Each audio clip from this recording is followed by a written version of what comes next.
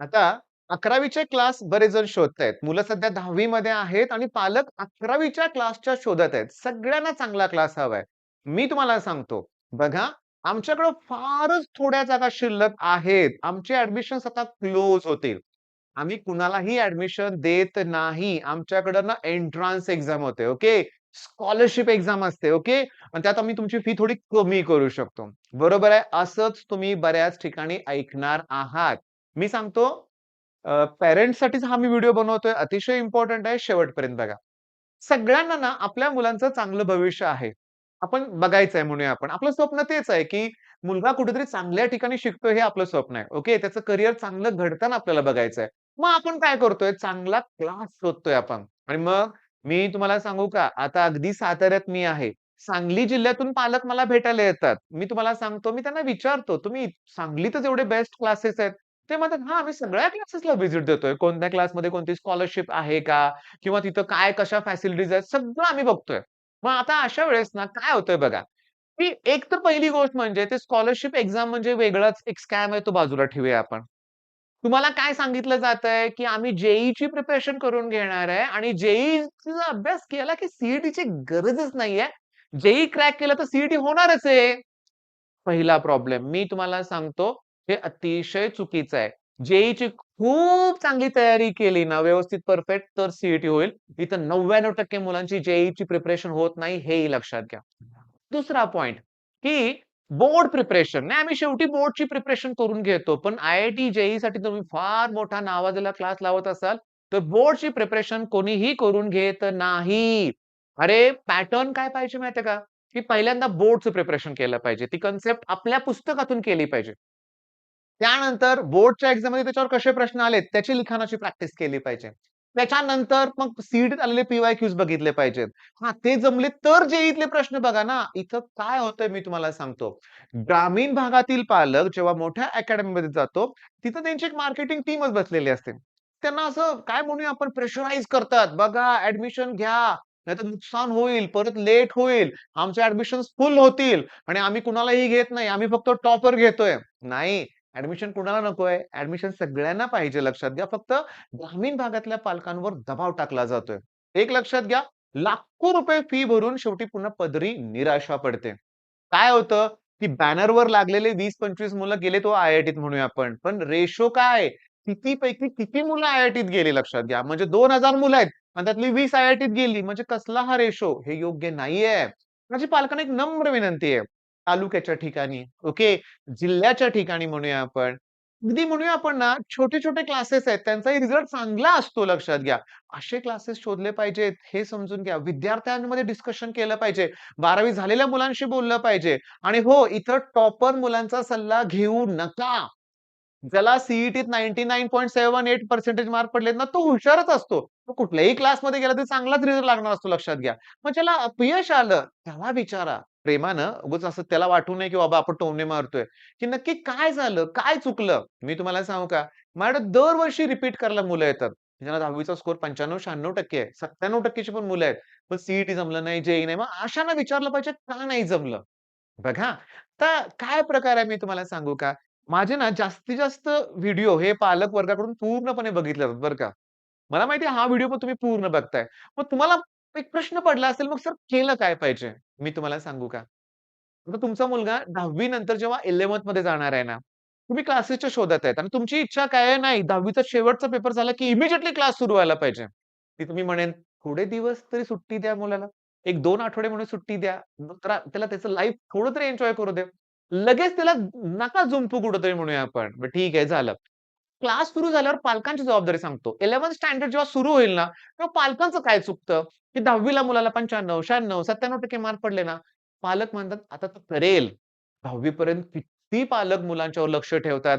त्याच्या क्लासेसमध्ये भेट देणं असेल, मग त्याच्या टेस्टचे रिझल्ट बघणं असेल, पालक बघतात. पण 11th मध्ये गेलं, की पालक दुर्लक्ष करतात. बरं, अकॅडमीचा आणखीन एक तोटा पालकांना मला सांगायचा आहे. युनिट टेस्ट होत नाही, सेमेस्टर होत नाही, प्रिलिम होत नाही. ओके. लेखी प्रॅक्टिस होत नाहीये. त्याच्यामुळे मुलांचा तो एक मोठा ड्रॉबॅक आहे. मग तिथं तुम्ही स्वतःहून मुलांची टेस्ट होते का नाही थोडं एनालिसिस करा बरं का. बरं आता आणखीन एक महत्वाचं, की मुलाला काय होतं माहितीये का? आर्थिक परिस्थिती ठीक नाहीये, पण क्लासेसला लाखो रुपये फी भरले. मग अशा वेळेस 11वीत मुलांना काय कळालेलं नाहीये, पण घरी सांगायचं. डेअरिंग होत नाही. त्या विद्यार्थ्यांपैकी मी एक होतो, की 11वीतच एवढी फी भरली होती. मग पप्पांना सांगायचं कसं, की मला कळत नाहीये. मग तुमच्या मुलाला थोडंसं फ्री बनवा. हां, एखाद्या टेस्टमध्ये त्याला कमी मार्क पडत असेल ना, तर त्याला थोडंसं एन्करेजमेंट द्या. कमी मार्क पडतायत ना, याचा अर्थ तुमचा मुलगा प्रामाणिक आहे. हां, म्हणजे त्यानं दुसऱ्याचं काही बघून लिहिलेलं नाही. त्याला येत नाही ना, त्यानं नाही लिहिलं. हां, मग पण प्रत्येक टेस्टला कमी मार्क नको आहेत. मग कमी मार्क का पडतात? द्या तुम्ही क्लासमध्ये व्हिजिट जाऊन भेटा. मी तुम्हाला सांगतो बऱ्याच वेळा बघितलंय बरं का, मुलंच पालकांना क्लासपर्यंत येऊ देत नाही असं पण होतं बरं का. नाही आमचे सर बाहेर आहेत, सरांकडे वेळ नसतो. अशी पण कारणं मुलं सांगतात. नाही तुम्ही द्या क्लासेसना व्हिजिट द्या. नाहीतर बघा कसं काय त्यांचं चाललंय. सरांशी बोला. आपण भेटायला गेल्यानंतर त्यावेळेस काय होतं, की सरांकडून क्लासच्या शिक्षकाकडून तुमच्या मुलाकडे जास्त लक्ष दिलं जातं. नाही हे पालक येतात, भेटतात. मग तो वेगळा फरक पडतोय. बरं, अजून महत्वाचं म्हणजे दुसऱ्या मुलांशी कंपॅरिझन करायचं नाही. दुसऱ्यांचे मार्क बघायचे नाहीत. आपल्या मुलाचे मार्क कळाले बास म्हणूया आपण. टॉपर कोण आहे? त्याला किती मार्क आहेत? ह्याला किती मार्क आहेत? बघत बसायचं नाहीये. बरं, आणखीन महत्वाचं, की पहिला एक तुम्ही मुलांना सांगून ठेवा, की पहिला बोर्डचं प्रिपरेशन करायचं. बोर्ड, सी आणि मग होत असेल तर जे डायरेक्टली मोठा घास नकोय लक्षात घ्या. ओके. आणि इथं इम्पोर्टंट काय सांगतो, की तुमचा मुलगा मॅथ्सला जास्त वेळ देतोय का ते बघा. ट्रिग्नोमेट्री 2 11th स्टँडर्डचा टॉपिक आहे. तो अगोदर परफेक्ट व्हायला पाहिजे. बरं आता मगाचा एक मुद्दा मी तुम्हाला सांगतो, की जेव्हा तुम्ही क्लासेस शोधत बसताय ना, तेव्हा माझं एक वाक्य असतं 10वीच्या मुलांना. क्लासेस शोधत बसण्यापेक्षा अभ्यासाला सुरुवात केली पाहिजे. मी तुम्हाला सांगू का तुमचा मुलगा 10वीला आहे ना, आता 11वीत जाणार आहे ना, मग मी तुम्हाला एक लिहितोय इथं. तुम्ही हे जे बघताय ना माझे व्हिडिओ कशातून बघताय? YouTubeवर बघताय. तर YouTubeवर खजिना आहे, खजिना. मी तुम्हाला सांगतो. अ, माझी एक जुनी स्टुडंट आहे, श्रेया पिंपळे. आता मी तिचं नावच घेतलंय बरं का, इथं लक्षात घ्या.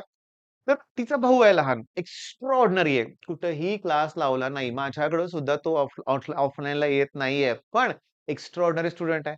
मग तो काय YouTubeवरून अभ्यास करतोय आणि पी-डब्ल्यूचा ऑनलाईन कोर्स घेतलाय. आता पी-डब्ल्यूचा कोर्स नाही असा कोण विद्यार्थीच नाहीये. आणि जेईची प्रिपरेशन करतोय. पण मला तुम्हाला सांगायचंय पालकांना, एम-एच-टी, सी-ई-टीसाठी विचार करत असाल, तर सह्याद्री ट्युटोरियल्स हे आपलं पण YouTube चॅनल आहे. त्याचबरोबर मॅथ्ससाठी गणित अंक आहे, दिनेश सर आहे. तुम्हाला सांगतो फिजिक्ससाठी आर-जी सर आहेत. फिजिक्ससाठी फ्री लेक्चर हवाय, स्टडी चक्र आहे. फ्री लेक्चर आहे तर सांगतो स्वयं फिजिक्स नावाचं नवीन एक बेस्ट चॅनल आहे लक्षात घ्या. म्हणजे मी तुम्हाला अगदी क्लिअरली प्रामाणिक सांगतो प्रामाणिकपणे, की माझ्या ऑफलाईन मधले जे टॉपर आहेत, ते स्वयं फिजिक्स, आर-जी लेक्चर, स्टडी चक्र हे चॅनल फॉलो करतातच. सगळे तिन्हीच्या तिन्ही चॅनल तुम्हाला आवडतील. मॅथ्ससाठी दोन्ही चॅनल बेस्ट आहेत. म्हणजे मी म्हणत नाही बघा, माझ्याकडचे स्टुडंट असून जे बेस्ट आहेत, ते बघतायत YouTubeवर. मग हे एक बेस्ट ऑप्शन आहे. पण काय होतं, मुलांच्या हातात फोन द्यायचा म्हणजे पालकांना वाटते भीती आणि ते बरोबर आहे. मुली म्हणलं की ते Meesho नावाचं ॲप वापरत बसतात, शॉपिंग ॲप आहे. मुलं म्हणले की फ्री फायर. काय करतोय, अभ्यास करतोय का काय करतोय, रोज कसं बघायचं? आणि आपल्याला फसवण्यात एवढी एक्सपर्ट मुलं आहेत ना, की आपण त्यांच्या रूममध्ये गेलो तर हां, अभ्यास करतोय काय सरांचं लेक्चर बघतोय म्हणणार आणि आपण गेलो की सुरूच. मग असा प्रॉब्लेममुळे ऑफलाईन क्लासमध्ये पालकांना लाखो भरायला लागतात.